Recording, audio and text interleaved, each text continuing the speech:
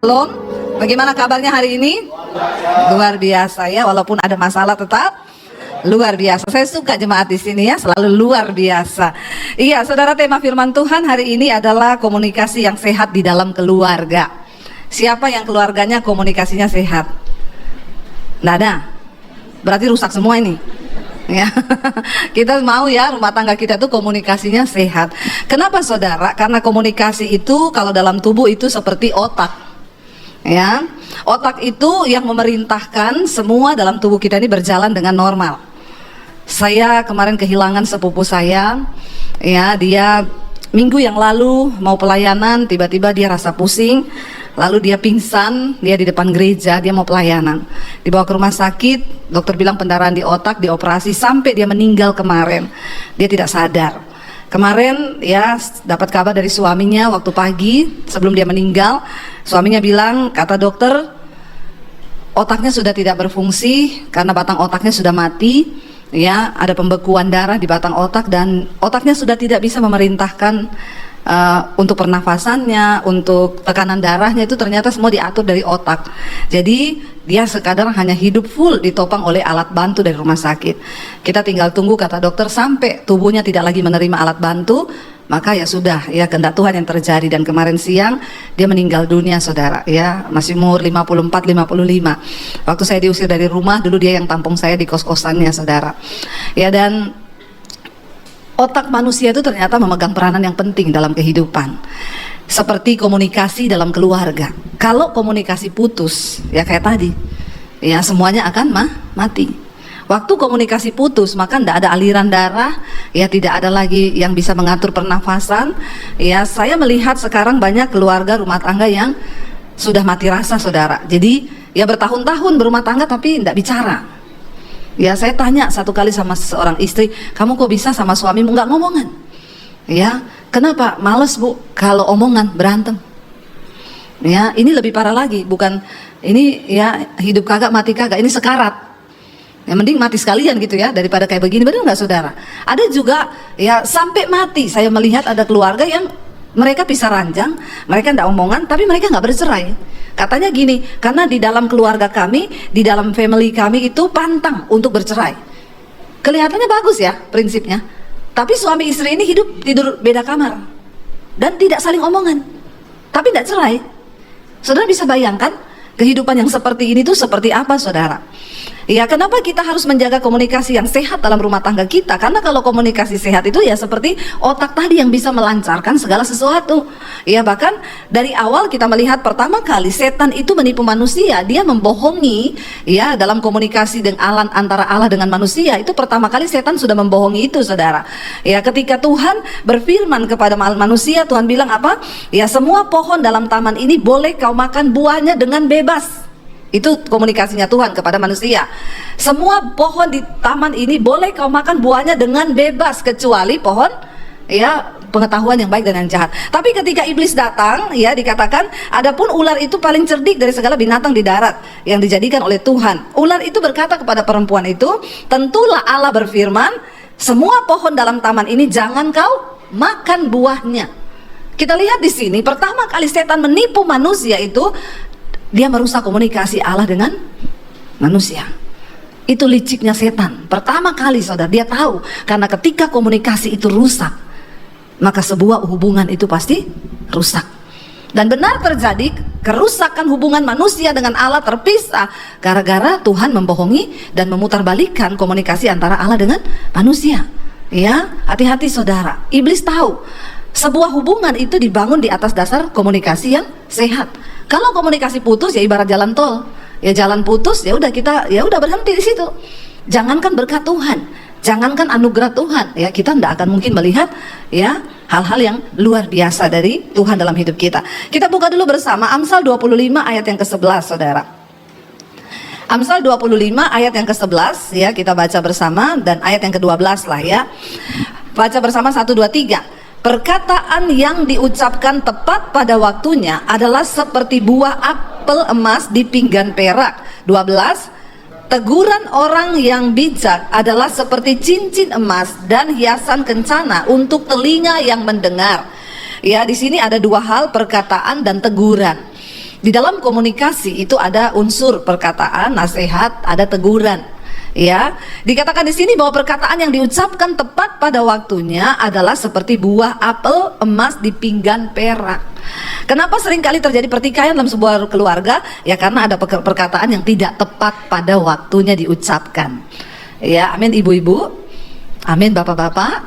Ya, kalau belum tanggal gajian, ibu-ibu nggak usah dulu ngomong soal uang ya, karena itu tidak tepat waktu. Ya, bisa menyulut emosi ya. Jadi kita ini harus bisa membaca situasi. Kalau suami lagi sakit kepala, ya jangan ngomong hal-hal yang bikin runyam ya. Karena perkataan yang tepat pada waktunya itu ya hasilnya luar biasa. Ya, tapi namanya manusia ini kan kita seringkali lepas kontrol kan. Karena ada ego, ya ada emosi, sehingga kenapa terjadi pertikaian, pertengkaran, bahkan perceraian, karena kebanyakan perkataan itu disampaikan tidak tepat waktu. Ya, kita perlu menjaga diri di sini. Saya dan suami pun mengalami proses yang begitu luar biasa. Karena orang Solo sama Sulawesi ini beda. Ya, kalau orang Solo itu ya ngomongnya direm terus. Lah orang Sulawesi bablas remnya. Ya, jadi ya kita aja kalau naik mobil, dia kalau nyetir saya bilang gas, gas. Ya, gasken. Ya, dia kalau saya yang nyetir di tol non rem. Ya memang seperti itu saudara. Ya tapi ya kita kan lama kelamaan ada waktu, namanya manusia itu semua harus belajar. Saya kalau lihat muka suami saya lagi jengkureng tuh, orang Jawa bilang, nah, itu jangan ngomong, tunggu dulu aja. Ya saya semakin hari semakin memahami dia. Ya nanti kalau dia, ya karena dia kalau begini tuh lapar. Ya, nah kalau dia begini, coba saudara ngomong apapun tuh salah. Ya itu pasti ribut karena dia lagi lapar. Nah orang lapar tuh kan mudah emosi. Ya jadi harus pintar-pintar membaca situasi saudara. Ya kalau dia lagi ada masalah, jangan. Ya ada banyak persoalan dalam rumah tangga ini yang harus kita komunikasikan. Tapi bagaimana menjaga komunikasi yang baik dalam keluarga? Nomor satu, perhatikan waktu untuk bicara.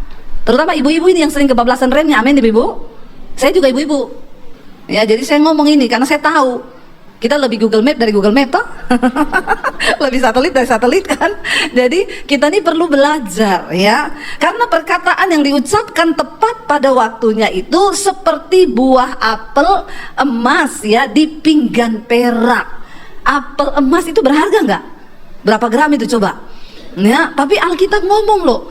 Ya, kalau kita bicara tepat pada waktunya itu pertama kunci kemenangan, kunci berkat dalam sebuah keluarga. Ayo tepat waktu. Tunggu waktu yang tepat, ajak suami bicara. Namanya masalah itu pasti ada dalam rumah tangga. Ya masalah kita, masalah keluarga besar kita. Kita ini kan juga punya keluarga besar yang sering bikin ribut dalam keluarga kita, dalam rumah tangga kita. Persoalan mertua, persoalan ipar, persoalan kakak adik kita itu tuh bikin, kalau kita nggak tepat waktu dan salah cara komunikasinya, itu bahaya saudara. Sebuah hubungan dibangun berdasarkan komunikasi ya. Jadi kalau komunikasi rusak, maka rusak juga sebuah hubungan ya. Saya belajar saudara, dulu kami ini kalau soal komunikasi ya kami inilah yang paling diproses Tuhan berdua ya, karena tidak mudah ternyata orang Solo menikah dengan Sulawesi itu tidak gampang. Dari awal pernikahan komunikasi kami sudah rusak ya, sangat rusak. Kenapa saudara? Selalu salah paham ya. Suami saya itu salah paham. Saya ngomong nadanya tinggi, dia pikir saya marah. Ya selalu ketika saya ngomong, ayo Jo makan, dia bilang nggak usah nesu. Lah saya ini padahal niatnya tuh baik, ngajak dia makan, tapi nadanya tinggi, nada orang Sulawesi. Ya ayo mangan. Ya dia tuh lihat saya, mbak ojo nesu toh. Saya bilang aku ini nggak nesu loh. Lah itu nadamu nesu, ora malah jadi nesu. Karena ya komunikasi kami ini dari awal itu, aduh saya tuh stres dengan urusan komunikasi antara kita berdua. Sampai saya selalu dibilang, mau belajar ngomong itu yang enak. Saya bilang gimana belajar ngomong yang enak gimana? Nek ngomong itu nada belakangnya turun. Ya, tak ajari. Saya bilang orang Sulawesi kalau ngomong nada belakangnya, coba saudara bayangkan jadi saya, apa nggak stres? Ya saya dari kecil kalau ngomong nada belakangnya naik. Nikah sama suami orang Solo, disuruh belajar nada belakangnya, susah enggak? Susah saudara. Jadi saya tuh kadang harus mengingat-ingat kalau ngomong sama dia, ya, mau ngajak makan, Jo, mak, turun langsung, ya. Tapi akhirnya ya saya berusaha untuk belajar, ya, sampai kadang juga omongannya jadi, gimana say, kita mau pergi ndak? Kok jatuhnya kayak horor ya? Jatuhnya kayak kuntilanak gitu. Ya tapi ya kami belajar saudara. Bayangkan kita ini disatukan. Urusan komunikasi dulu tuh udah, aduh saya tuh kadang stres loh. Benar-benar stres, saya ndak marah dipikir marah terus. Saudara emosi ndak? Emosi loh, saya tuh nggak marah loh, tulus loh. Sampai sekarang pun kadang masih keceplosan. Ya, orang nggak marah, nggak ada angin, nggak ada badai, dituduh emosi. Coba ya, sudah sebegitunya saya berusaha, tapi ya tetap aja. Jadi sampai satu saat saya stres, saya bilang, lah kamu tuh kenapa nggak nikah sama orang Jawa aja toh? Kalau memang masalah bahasa selalu jadi masalah. Ya siapa suruh kamu nikah sama Debbie Basir? Coba nikah sama Sri Rezeki. Nah itu kan urusannya beda. Tiap hari mas, ya, monggo mas. Kok horor saudara ya? Tapi ya kita belajar memaklumi itu, akhirnya ya puji Tuhan sih sekarang suami saya mulai mengerti. Ya waktu dia penuntut saya dengan komunikasi seperti itu, saya juga coba tuntut dia. Coba kamu sekarang, ya saya tuntut, kamu ngomong coba nada belakangnya tinggi. Coba, nggak bisa dia. Orang dia aja kalau marah sama anak ya, saya bilang marah saya, marah. Ini udah marah. Itu enggak marah, enggak kedengeran, nyaris tak terdengar gitu ya. Enggak ada nada marahnya, tapi menurut dia itu sudah marah. Lah bagaimana anak mengerti bahasa komunikasinya dia marah? Ya marahnya begitu, tapi ini marah loh. Marah begitu saudara? Enggak marah itu. Tapi ya saya tidak bisa menuntut dia, dia juga tidak bisa menuntut saya. Tapi mari kita belajar saudara, namanya orang hidup itu tidak ada benarnya yang sempurna. Semua kita harus belajar.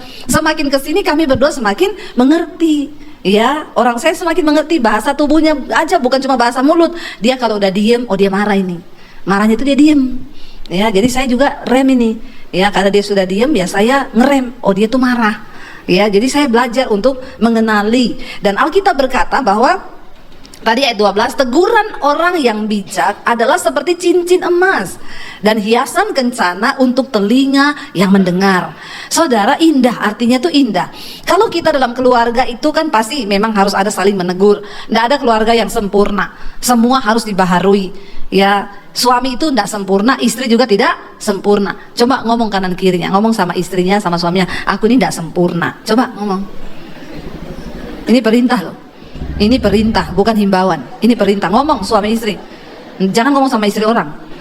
Ngomong sama istrimu sendiri. Aku ini belum sempurna. Suaminya juga ngomong, aku ini belum sempurna. Ya, jadi kita perlu ditegur. Amin bapak-bapak. Nah, karena bapak-bapak itu kadang harga dirinya agak tinggi, tidak bisa ditegur. Pokoknya semua benar sendiri, maunya menang sendiri, selalu menganggap istri itu tidak ada apa-apanya. Ya, ada suami yang ngomong ke istrinya, pokoknya kamu tidak usah ikut-ikut urusan bisnisku. Kamu tuh ngertinya di dapur. Jangan salah suami, istri itu juga punya kepekaan dari Tuhan.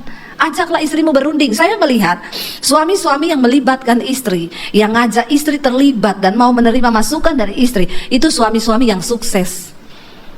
Bapak-bapak ini nggak ada yang amin loh. Malah menatap saya dengan wajah yang aneh begitu. Bertobat kau ya. Ya, bilang amin dong. Ya, karena ketika kita ini disatukan Tuhan, percayalah saudara. Dalam pernikahan itu, saya tuh kemarin bimbingan pranikah. Ada orang yang minta bimbingan pranikah saudara. Lalu saya tanya sama kedua ini. Pertanyaan pertama yang harus ditanyakan kepada orang mau menikah, apa tujuanmu menikah? Dan rata-rata orang yang mau menikah tidak tahu kenapa dia mau menikah. Lah kemarin saya tanya, kenapa kamu mau nikah? Kaget dia. Hah? Ya saya juga tidak tahu. Mengerikan tidak saudara? Bayangkan ya orang tidak mengerti tujuan kenapa dia menikah. Jangan-jangan di sini bapak-bapak juga saya tanya kenapa menikah tidak tahu. Ngeri ya. Dari sini saya tahu dan saya belajar betapa pentingnya bimbingan pranikah itu dalam gereja. Pertanyaan pertama, ya, kenapa kamu mau menikah? Nggak tahu. Saya bilang, kamu bayangkan ya, kamu mau pergi ke satu tempat, tapi kamu nggak tahu tujuannya. Kamu ngapain? Ya muter-muter toh. Masa mau pergi nggak ada tujuan? Mau buka map itu mau kemana kita? Nggak tahu. Lah seketika masuk dalam pernikahan, mau dibawa kemana? Ada lagunya, mau dibawa kemana hubungan kita, ya enggak? Ya, mau dibawa kemana? Sedangkan tujuan aja tidak tahu. Ya, kenapa Tuhan itu mau kita itu menikah? Ya karena Alkitab bilang nggak baik kalau kita ini seorang diri.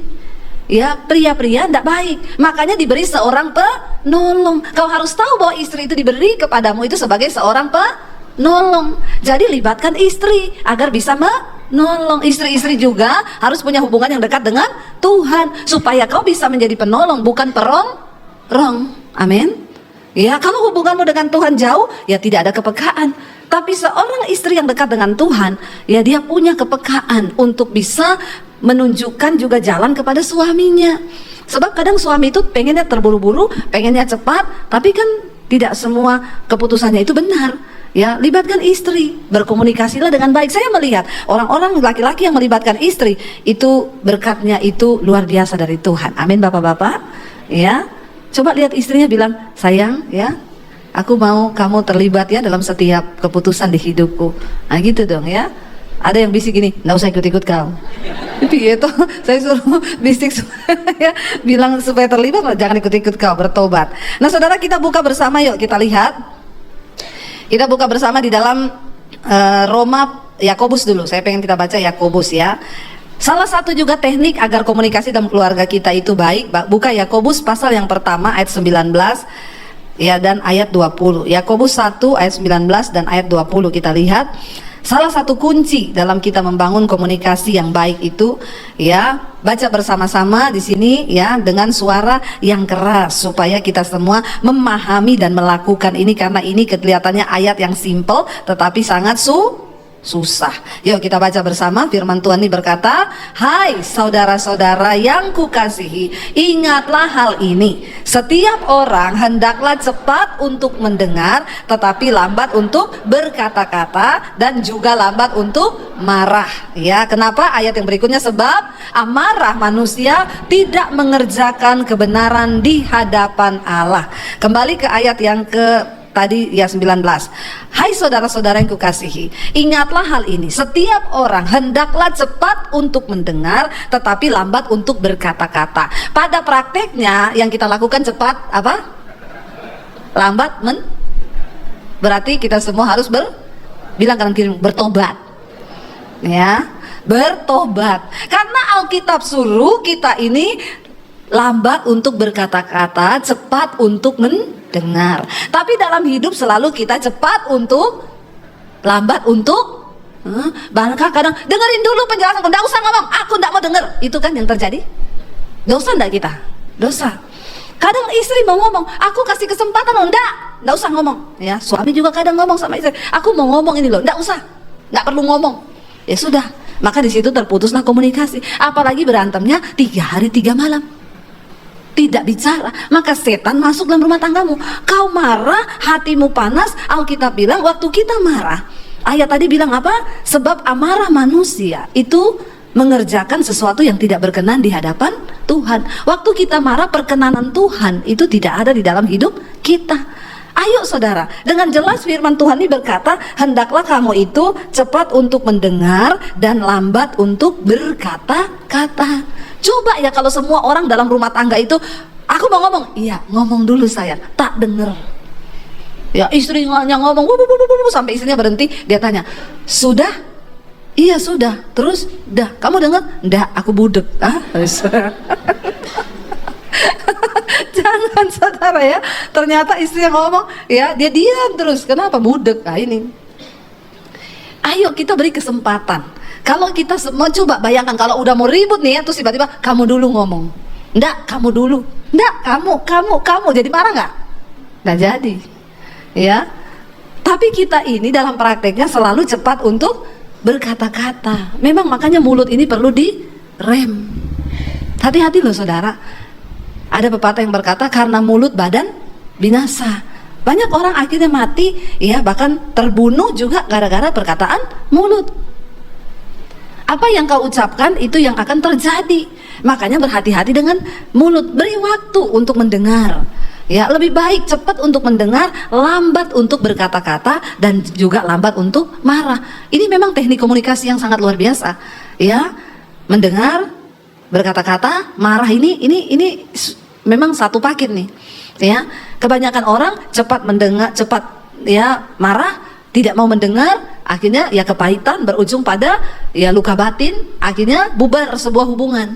Bayangkan saudara, kalau komunikasi dalam keluarga itu sudah rusak, ya anak-anak kita juga pasti akan melihat orang tuanya nih kok seperti apa, lalu mereka itu hidup di dalam tidak ada damai sejahtera, mereka mencari di luar. Tapi ketika saya itu sudah melihat loh, kalau orang tua itu di dalam rumah tangganya akur, komunikasinya bagus, anak-anaknya juga pertumbuhan emosionalnya juga bagus.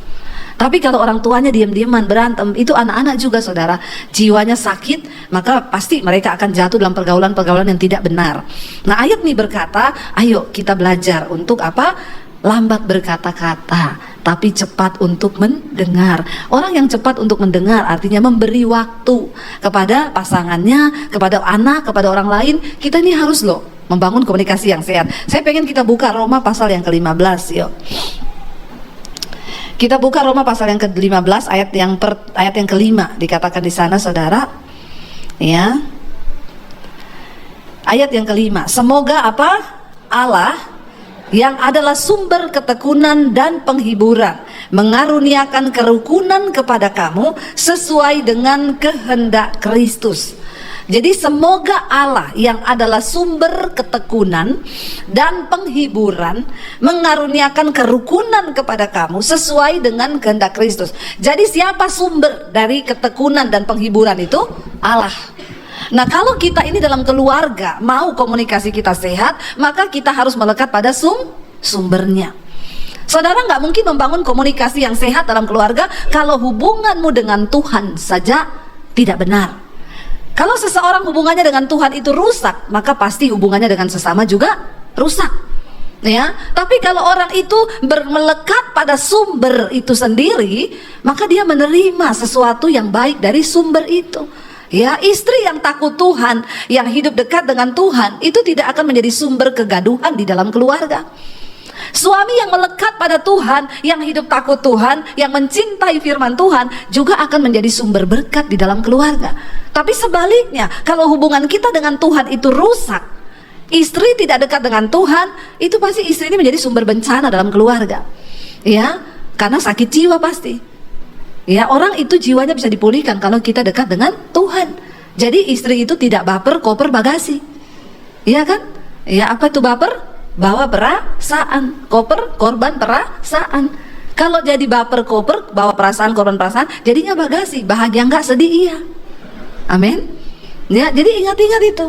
Ya, bahaya ini saudara. Kalau kita jauh dari Tuhan, tidak melekat pada sumber, yaitu dikit-dikit baper. Suami ngomongnya A, kita nangkapnya Z. Ya, karena memang kita lagi sakit jiwa, karena tidak melekat kepada Tuhan. Apa-apa dikit baper. Dulu saya begitu tuh. Ya, suami ngomongnya siapa, saya nangkapnya siapa. Saya bisa tersinggung sama ipar, saya berantem sama suami, padahal saya marahnya sama ipar saya. Ya, dan belum tentu memang seperti itu, padahal karena sayanya sendiri yang yaitu tadi baper, jadi koper, korban perasaan. Terus-terusan merasa aku nih korban. Orang itu kalau sudah mentalnya korban, bahaya loh saudara. Ya, bayangkan istri-istri yang seperti ini membangun keluarga, maka anak-anakmu juga seperti itu. Sekarang kan banyak tuh anak-anak yang merasa dia menjadi korban, apalagi Gen Z sekarang ini. Saya suka bilang nih Gen Z. Ya, supaya mereka tuh punya power, tenaga. Ya, Gen Z sekarang ini paling riskan saudara, karena merasa terus-terusan korban. Nggak tahu apa yang salah. Gen Z sekarang ini, generasi sekarang dibesarkan dengan media sosial. Ya, tidak dengan firman. Jadi imannya ya gampang melempem.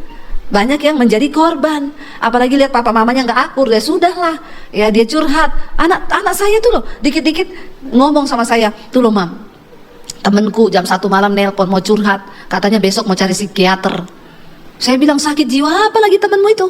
Nggak tahu, ya. Tapi memang sih orang tuanya nggak akur, ya. Jadi anak saya jadi tempat pelampiasan.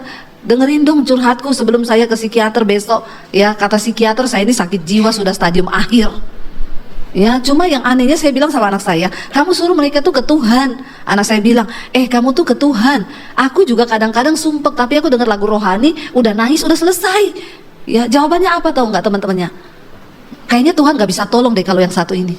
Saya bilang kalau dia bilang itu ngomong aja ke setan sana. Siapa tuh setan bisa tolong kau? Ngeri nggak saudara? Udah stres, disuruh datang ke Tuhan, ngomongnya Tuhan nggak bisa nolong. Lah kalau Tuhan nggak bisa nolong, ikut siapa coba? Ya, bertobat loh. Ini keadaan zaman sekarang anak-anak muda ini. Ya saya bilang sama anak saya, ya udahlah kamu menjadi berkat lah buat teman-teman. Banyak sekali saudara yang curhat katanya sudah ke psikiater nih anak-anak muda ini. Saya bilang astaga, baru umur segitu, belum berumah tangga ini belum. Ya, belum berumah tangga, sudah jadi langganan psikiater. Dan ngomong Tuhan nggak bisa tolong. Dan mereka ini anak-anak orang Kristen yang setiap hari Minggu tuh ke gereja. Tiap ada konser rohani nonton. Di gereja juga kalau nyanyi lompat-lompat. Maka saya bilang hati-hati saudara. Kita gereja jangan kehilangan kuasa. Ya bukan hanya sekedar lompat-lompat, tapi orang harus ketemu Tuhan. Kenapa? Karena dikatakan Allah adalah sumber ketekunan, sumber penghiburan, ya sumber kerukunan, sumber damai sejahtera. Kalau semua anggota keluarga mendekatkan diri kepada Tuhan, maka rumah tangga itu menjadi luar biasa. Ya, tidak gampang kecewa, tidak gampang tersinggung, tidak gampang terluka. Bapak-bapak, ya saya mau bilang nih sama bapak-bapak sebagai imam dalam keluarga. Keluargamu itu dibawa kepada Tuhan itu tergantung dari bapak-bapak lo di sini. Karena Alkitab berkata setelah Kristus itu ada suami sebagai kepala keluarga. Ya, dan saya temukan banyak dalam keluarga Kristen justru yang hubungannya dengan Tuhan rusak itu adalah bapak. Tapi di sini tidak semuanya bapak-bapaknya luar biasa. Ya, semoga mengerikan. Kenapa banyak keluarga dan rumah tangga Kristen hancur? Karena fungsi Alkitabiah di dalamnya itu hilang. Alkitab berkata setelah Kristus ada suami sebagai kepala keluarga. Suami itu harus membawa keluarga ini dekat kepada Tuhan. Yang ada kalau suami diajak doa yuk. Kamu aja yang doa, nanti doakan saya ya, titip. Nih banyak bapak-bapak begitu. Ya kayak kemarin kesaksian di mesbah doa. Tiap kali istrinya ajak mesbah doa, ayo pak mesbah doa. Kamu aja, nggak usah ngajak-ngajak. Aku mau nongkrong sama teman-temannya. Pergi tinggalin istrinya mesbah doa sendiri. Tiap hari diajak pak dengerin khotbah nih bareng yuk di YouTube bagus khotbahnya. Enggak, kamu ajak pergi dia. Satu saat Tuhan mendengar doa istrinya. Bapak ini kena asam lambung. Karena kena asam lambung, nggak bisa pergi. Asam lambung itu siksa saudara. Ada di sini yang pernah kena asam lambung? Ya, nggak ada? Semoga tidak ada, jangan ada. Yang namanya asam lambung itu kalau kena kayak mau mati. Saya pernah sekali gara-gara pelayanan capek, perut kosong makan duren Makassar. Waduh itu gasnya saudara. Itu saya asam lambung saya naik. Di situ saya baru pertama kali rasa, aduh kayak asam lambung tuh kayak gini tuh. Mau mati saya bener. Nggak bisa berdiri, nggak bisa duduk, nggak bisa tidur. Jadi di kamar hotel saya nyandar di meja begini. Tuhan tolong, Tuhan Yesus Tuhan. Ternyata nggak bisa gerak. Itu asam lambung kalau naik. Itu saya baru rasa sekali itu. Nah itu gitu suaminya kena asam lambung. Dia ajak istrinya, ayo pak mesbah doa. Sudah asam lambung, dah mungkin nih. Kau saja mau nongkrong, kagak kan?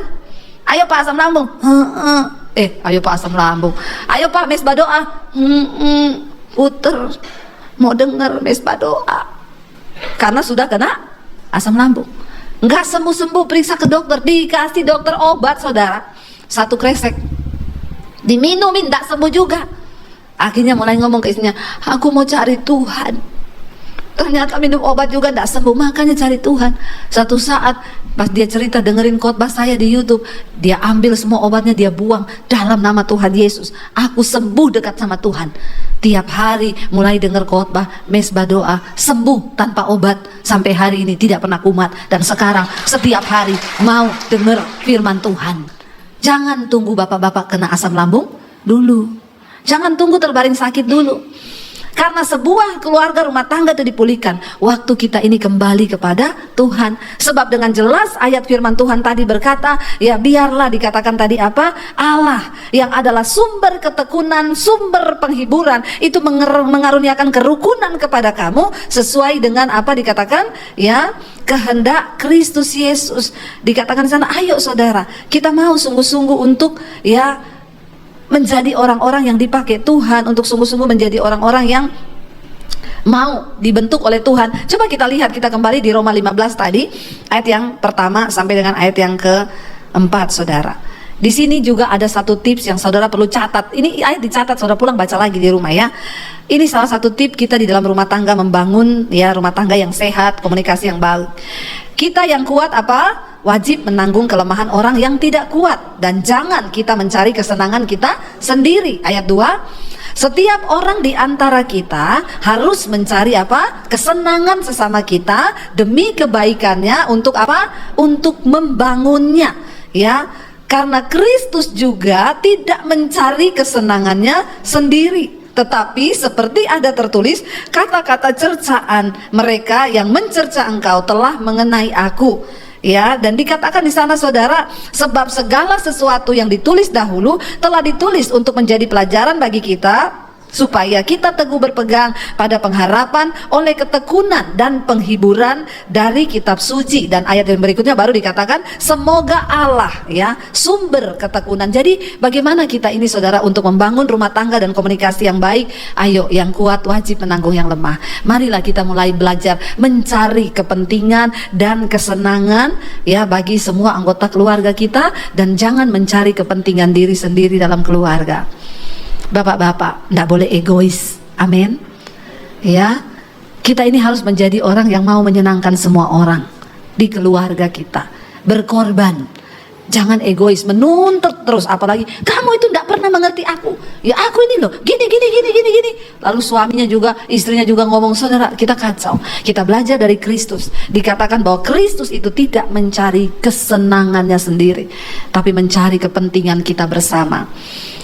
Yang datang suami istri boleh gandengan tangan dan bilang, ayo kita saling mendahului untuk mencari kepentingan orang lain, bukan kepentingan kita. Saya undang para imam musik maju ke depan.